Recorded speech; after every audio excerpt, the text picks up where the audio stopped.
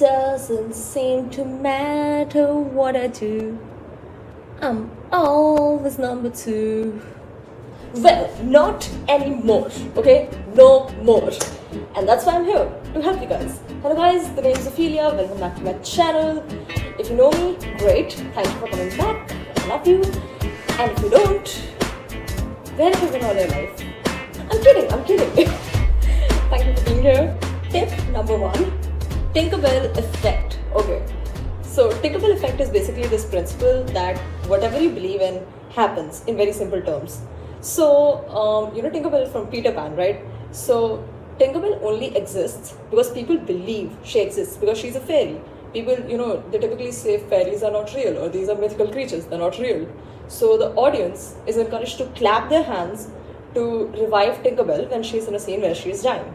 Similar to Tinkerbell effect, what we believe in real life also happens. If you believe you're a good student, you will most likely be a good student, okay? When I started getting low grades in later classes because something had happened, I had that identity. Now, I started identifying myself with those grades I got, and that's why my grades just kept getting lower until I actually created a new identity for myself, until I actually fed myself affirmations full time that I'm actually good. So that's number 1. Always tell yourself you're good. If you ever find yourself, saying something that does not align with those good, nice beliefs, override them. Okay, override them. Catching your limiting beliefs is also really important. Like, why do you think you're not good? What is holding you back? Write them down, okay, and question those limiting beliefs and try your best to disprove them. Or you can just also put them in chat GPT. This is a tip I heard online, and it will disprove those for you if you're really rational. Frequency illusion. Have you ever got up first thing in the morning and something was on your mind, like maybe butterflies or red cars or something, and then you see that you will find more of that throughout the day? Like, just get up one day thinking, I want to find red cars today, and your mind will automatically find more red cars that day. At first you'll think it's a coincidence that, okay, I just saw more red cars today, like there were more red cars on the street today, but that's not like that. The red cars are always there. You just pay more attention to them because now they're at the back of your mind. This phenomena is a little something called frequency illusion. It's the same thing with, if you believe you always get good grades, you always get good marks, you're a good student, all your assignments are great, you will find more of it. But if you believe the opposite, you will see more of that as well. It's like a vicious cycle, and you really need to take the steps to get yourself out of it. Adding on to my last point, your brain does not know what's real and what's not real. So you can feed it literally whatever story you want, and it will give you that. Something I forgot to add is that before going to sleep, I would often imagine myself in the exam hall, getting the paper, and then thinking to myself, this is easy.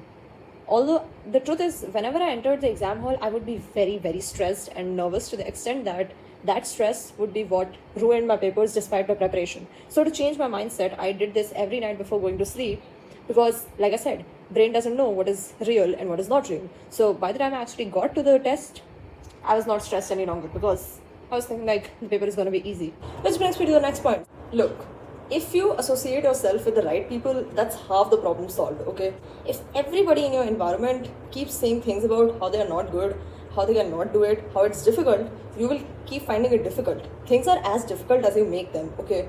So I'm not saying leave your old friends, but I'm just saying try to be with some people who are actually very serious about their academics, and try to just be with them. If you associate yourself with them, then your brain will automatically think, oh yes, I'm like them. So for me, there were students in my class who got very good grades, but they always put things off last minute, because a lot of them were not really doing anything on the side, or if they were not the kind of people who would take their academics consistently every single day. And I wanted to make sure I had that balance so I would not stress out on the last days. So what did I do? I customized my entire social media so that it would only show me academic and self-developmental content. So obviously I would scroll every single day, and even scrolling every single day for 10 minutes on that made sure that those kind of students who would actually study every single day were, I was internalizing that. This is another thing. You have the power to decide whose opinion or what you internalize and what you don't internalize. If you got a bad score on a test, you will keep getting bad scores afterwards if you internalize that bad score, even if it was not actually because you didn't prepare well. Maybe you were sick, maybe you were sick. But if you internalize that, if you let your mind internalize that, you will take it. How do you control your mind? Meditation. Meditation teaches you to just let your thoughts pass by without associating with them. Like just let your thoughts pass by. It's not about thinking about something specific. It's not about, I don't know, all these things you read about in meditation so much.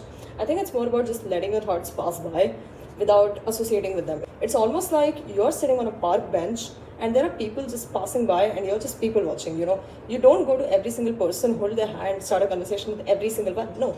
Some of them you may talk to, some of them you may just say hi to, some of them you don't speak to at all. Same with your thoughts. Your thoughts are those people, right? So learn to observe your thoughts and not always associate with them. Same with events, so that you don't actually internalize every single thing that happens to you. You can control that. Next up, set a goal that actually matters to you. So me, for instance, in my younger classes, like getting a good score in itself was a reward for me.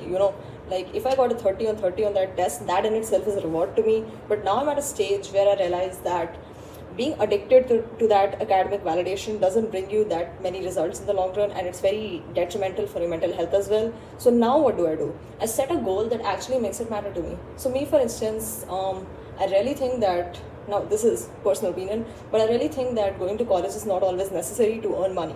But obviously I will go because as a backup you should be doing these things. But just saying to myself I'll get to go to a good college, or having a good college in mind, it wasn't really a goal that mattered so much to me as it did to society. So I did two things. So I love to know about myself, introspect, get to know who I am, psychology, all that, right? So I made my academic goals having to learn about how I learn about things. What's my learning style, how does my brain work? All those things are kind of exciting to me, and that research makes it a lot more exciting. And then I would put that research in practice when I would actually study, and it would actually make me want to study because I was actually confirming the results I was getting. So that mattered to me. Getting to know myself and how I do things mattered to me. But when I achieved this goal, I did not really set another goal as such, and I just tried my best to keep going. I was never consistent on it, okay? Setting a goal helps you be consistent without having to push yourself every single time. You'll want to do it. So I had to set myself a goal 1 month before my exams, because I was okay, this is enough. I'm not on my usual, like I used to be. So for me, learning to be in front of a camera, it kind of matters, I love this channel. I love posting videos and all that stuff. So whenever I'm revising a concept, I switch on my camera and I try to explain in front of the camera. So that helps me gain the skill of being able to explain things to anybody else and also be confident on camera, which are things that matter to me. So set a goal that actually matters to you, not society, not your parents, not your friends. Okay, next up. Sometimes you're not dumb. It's not that you don't have a natural knack for the subject. It's not that you're not good at the subject.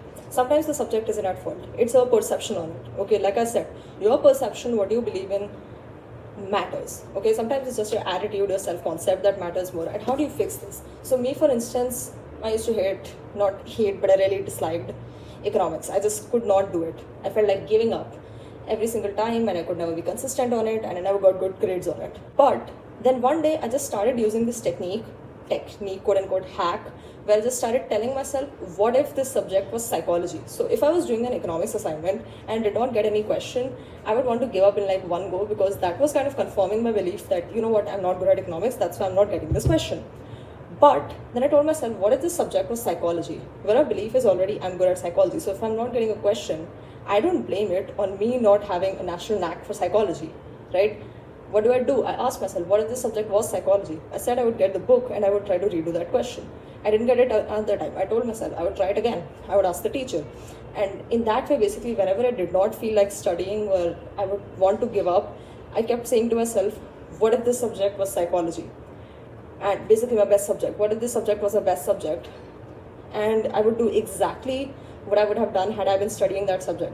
Now, I'm not as good as economics as I am at psychology, but that tells you my attitude was a greater problem. I've literally come after giving my economics exam today, and I don't think I could have written a better paper. So, if I could do it, you can. If I can go from getting a 39.5 or 180 to a 71, in the gap of like 6 months or so, you can too. Self-fulfilling prophecy. So basically, we have a tendency to act in accordance to how other people think we are or how we think we are. So me, for instance, earlier I always used to get like very, very good grades. Everybody knew me for that, right? But then when I came in high school, a tragedy happened and my grades really dropped, And like I said, I started identifying myself with those kind of grades. But you know what helped me get out of it? When I talked to people, despite my low scores, they kept thinking that I was still a good student. Like for whatever reason, they just had that belief because for the last 5-6 years, I had always been good. So that kind of belief was just imprinted in their head. They were not actually seeing my results. I started listening to these people and somehow I just started getting good grades again. And I also changed my own self-perception. So you will kind of act in accordance to how other people perceive you or think about you. That's just very natural. Okay. So make sure you surround yourself with a good friend group. You need to actually connect concepts so that they actually stick in your head long term. This is an efficiency hack. So you can basically make stories, you can make mind maps, you can connect them with in real life situation. The more connections you have around a concept, the more likely you are to understand it. Okay, so always make sure that even when you have done your portions in the book separately, like you have like crammed all of it, you connect them with a mind map, you try to connect it with in real life. Me, for instance, I always used to make jokes about my concept with a friend. I would say, well, I'm getting an interest in you, you must be in my savings account because you get an interest on a savings account and not a current one. Primacy and recency effect, yes. So basically, you remember what you did at the start and what you did at the end. So that's why I would learn like the most difficult concepts in the morning that I would have otherwise trouble in learning. And I would always revise like only the most difficult or the questions that were most tested right before an exam rather than trying to do like the entire syllabus, like right before the exam when you have just 2 to 3 days. Only do like the most commonly asked or the difficult questions because you will be able to recall them much better then because you've actually done it recently. This is why revising your notes before going to sleep is also like really, really effective. So instead of, just rereading your entire notes, revise what you have done throughout the day at night. When you go to sleep, there are like plenty of studies that show that if you learn something right before going to sleep, your mind gets like time to actually retain it because if you sleep properly, your mind will actually be able to retain it much better and you will have greater chances of remembering it. So make sure you revise what you've done throughout the day rather than trying to learn a new concept if you're like an early bird like me. What I would often do is I would connect it with mind maps before going to sleep. Spaced repetition and Ebbinghaus forgetting curve. Basically great examples that revising the same content in 24 hours gives you better results. Cognitive dissonance. Okay. So your mind loves to have like rational connections to make stories and so on. It makes sure that all your beliefs, like core beliefs at least, they're in sync. So if your first cognition or belief is that chocolate is bad for my teeth and your second cognition is that you eat chocolate, there will be a cognitive dissonance. One of these cognitions will have to change to make sure the other fits. So you can either stop eating chocolate or you can just, whenever somebody says chocolate is bad for your teeth, you'll just completely disregard it. Because one of your beliefs has to change to make sure there's cognitive consistency. So what I did was, like I said, I didn't like economics, but I loved writing articles. So cognition 1 was, I love writing articles. Cognition 2 was, I dislike economics. Cognition 3 was, I wrote an economics article. Yes, I forced myself to do that because associating something I love with something I don't love actually made me like economics more. Cognitive dissonance, that's just how it works. I also did this with other things. For example, I liked social media. I combined my academics with social media. My entire feed was customized. So that's also an example of cognitive dissonance. The key is to make your mindset work in your favor so that there's less resistance to studying and that you actually want to do it, that you like it. What type of learner are you? Yes, learning, that is very important. Look, the system mainly prioritizes reading and writing, at least in my country, as the main way of learning, and auditory sometimes. But what kind of learner are you? Me, for instance, I'm kinesthetic. Teaching somebody else often helps me learn best. Or actually associating with that material, making connections with it helps me learn best. So learn what kind of learner are you. Take a quiz online. There are 4 kinds of learner: visual, auditory, kinesthetic, and reading and writing. Active and passive learning. Okay, you need to have a combination of both in your routine. So active learning is when you actually sit down to study. passive learning is more like, so I have sticky notes pasted like all around my room. So whenever I pass my room, whenever I pass the washroom, whenever I pass some door, I always just see that note. And because of that, that information is now at the back of my mind. Even if I'm not getting like time to study, that thing is passively going inside my head, so it's at the back of my head at least, you know. So having a mix of both is really helpful, especially if you're low on time and are trying to balance many things together. Flashcards or sticky notes for this reason are very helpful. The next few are kind of common. So basically forming associations with studying is really helpful. If you have similar kind of music you listen to, like some instrumental while studying, that can become your study music. Only listen to it while studying. That will put you in the mood as well. If you sit at a particular place, if you wear similar type of clothes, etc., those kind of things will be associated like that in your head. For example, when I'm at home, it's more difficult for me to study than when I'm in school, you know, because school in my head is associated with studying. That's an association.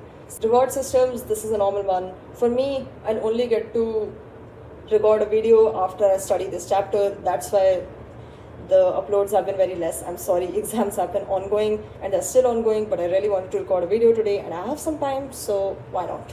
And yes guys, I'm getting new equipment and I will be recording in a better way soon. You guys have been requesting it a lot of the times, so thank you for being there. And of course, the entire point of this video is that efficiency beats working hard or perfectionism. So make sure you just start, you develop a strategy rather than just trying to do it, being so attached to the end results, because that will actually teach you some skills. And obviously your goal should be to have a routine combining all these small hacks.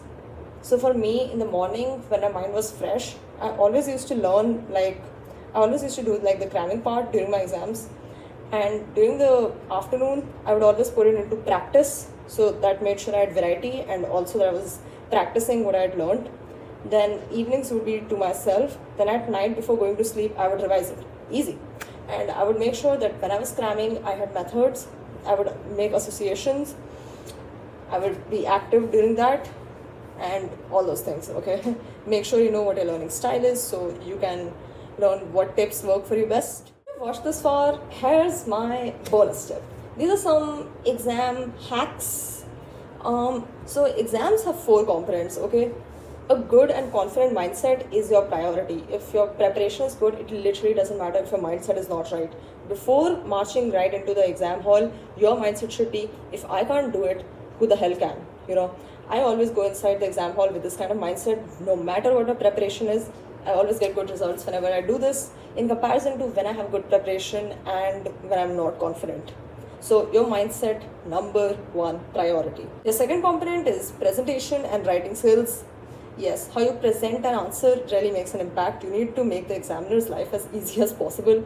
Good preparation, third, and fourth is time and stress management. Actually manage your time by seeing sample papers in advance, okay? Also learning how to frame an answer beforehand fast in the exam does wonders. Know how to write your answers. You may know concepts, but if you don't know how to frame it, how to write it, that's a problem, okay? You will take unnecessary time trying to just frame an answer, so make sure you're in the habit of doing that.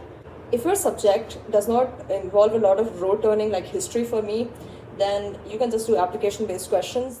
So that's it. Thank you for watching this video. I hope to be more consistent with the uploads this year. I will, I promise I will. I really love doing this, and not doing this has kind of put me in a bad mood, so I will keep doing this. And if you want me to elaborate on any one aspect of studying, like consistency, mindsets I think I did a lot here, but I can do more and better. Other aspects of studying or any one concept you want, I can do that. Just ask me in the comments and I'm there. This video I did because, well, it's exam season. I wanted to record a video, but still want to keep myself in the exam mindset. So yeah, like and subscribe if you enjoyed the video. Bye bye.